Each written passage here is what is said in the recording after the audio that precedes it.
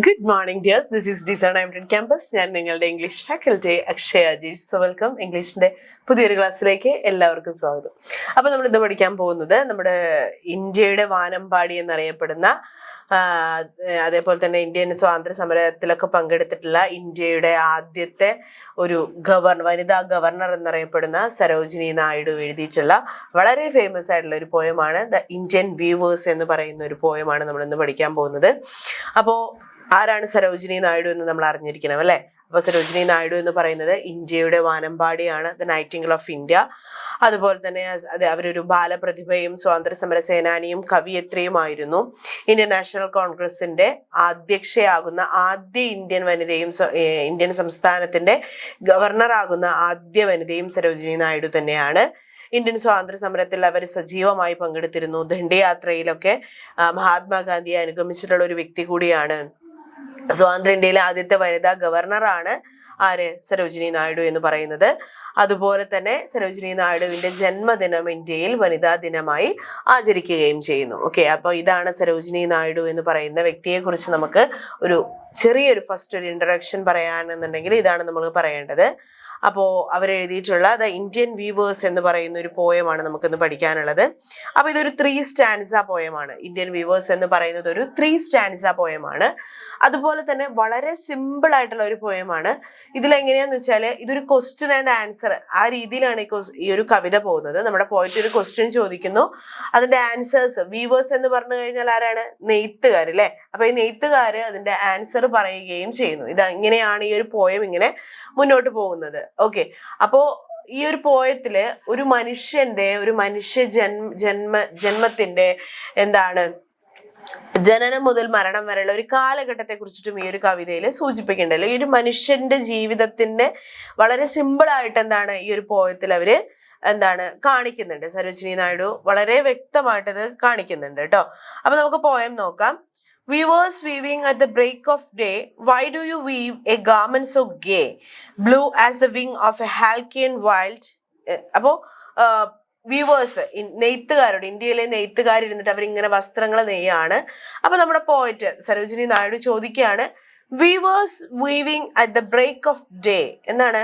ഈ ഒരു രാവിലെ, ഈ പുലർച്ചയില് അല്ലെങ്കിൽ ഈ ഒരു ദിവസത്തിന്റെ തുടക്കത്തിൽ നിങ്ങള് why do you weave a garment so gay, എന്താണ് ഇത്രയും പറയുന്നത് ബ്യൂട്ടിഫുൾ ആയിട്ടുള്ള ഈ ഒരു ഗാർമെന്റ് നിങ്ങൾ ആർക്ക് വേണ്ടിയാണ് നെയ്യുന്നത്, എന്തിനാണ് നെയ്യുന്നത് എന്ന് ചോദിക്കുകയാണ്. Blue as the wing of a halcyon wild എന്ന് വെച്ചാൽ നീലപ്പൊന്മാന്റെ ചിറകിന്റെ കളർ പോലെയുള്ള അല്ലെങ്കിൽ നീലപ്പൊന്മാന്റെ ചിറകിന്റെ കളർ പോലെയുള്ള അത്രയും ബ്യൂട്ടിഫുൾ ആയിട്ടുള്ള ഒരു ബ്ലൂ കളറിലുള്ള ഈ ഒരു ഗാർമെന്റ് നിങ്ങൾ ആർക്ക് വേണ്ടിയാണ് നെയ്യുന്നത്, എന്തിനു വേണ്ടിയാണ് നെയ്യുന്നത് എന്ന് നമ്മുടെ പോയിറ്റ് നമ്മുടെ വ്യൂവേഴ്സിനോട് ചോദിക്കുകയാണ്. അപ്പൊ വ്യൂവേഴ്സ് എന്താണ് മറുപടി പറയുന്നത്?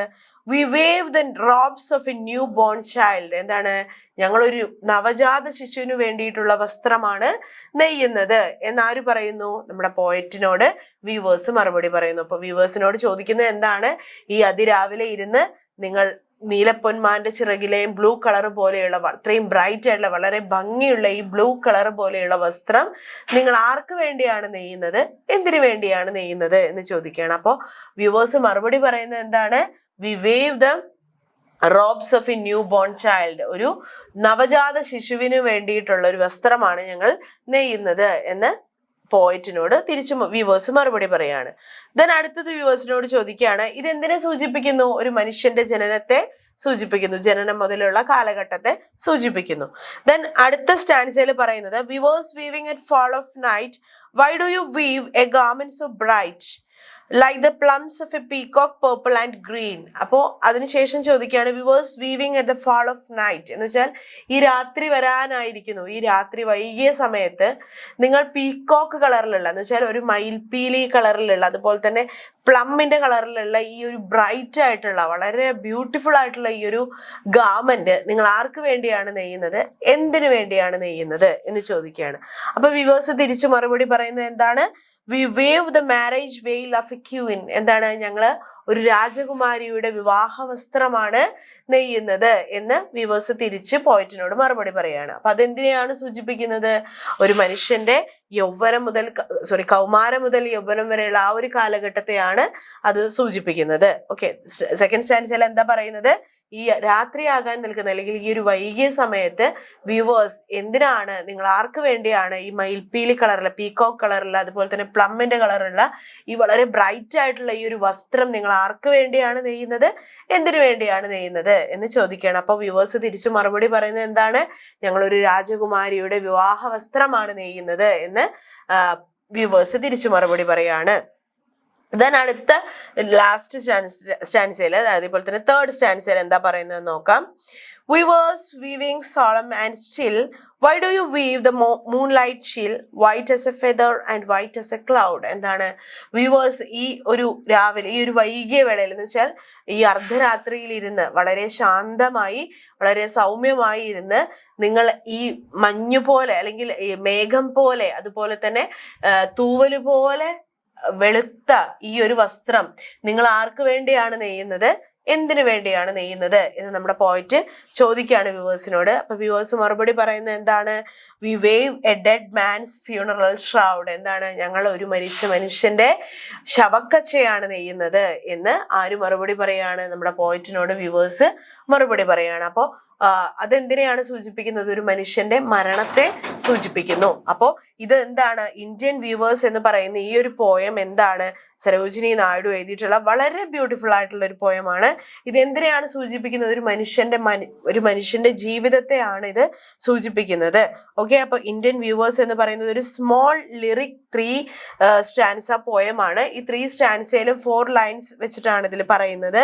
അതുപോലെ തന്നെ എന്താ പറയുന്നത്, വളരെ ബ്യൂട്ടിഫുൾ ആയിട്ട്, അത് വളരെ മനോഹരമായിട്ട് അവരെന്താണത് അതിനെ വളരെ മനോഹരമായി അത് വിവരിച്ച് നമുക്ക് പറഞ്ഞു തരികയും ചെയ്യുന്നുണ്ട്. അപ്പോൾ ഇതാണ് സരോജിനി നായിഡു എഴുതിയിട്ടുള്ള ദ ഇന്ത്യൻ വ്യൂവേഴ്സ് എന്ന് പറയുന്ന ഈ ഒരു പോയത്തിന്റെ സമ്മറി എന്ന് പറയുന്നത് കേട്ടോ. സോ ഇന്നത്തെ ക്ലാസ് നിങ്ങൾക്ക് മനസ്സിലായിട്ടുണ്ടാവും വിചാരിക്കുന്നു, യൂസ്ഫുൾ ആയിട്ടുണ്ടാവും വിചാരിക്കുന്നു. എന്തെങ്കിലും ഡൗട്ടുകൾ ഉണ്ടെന്നുണ്ടെങ്കിൽ താഴെ കമന്റ് ബോക്സിൽ രേഖപ്പെടുത്താവുന്നതാണ്. So thank you.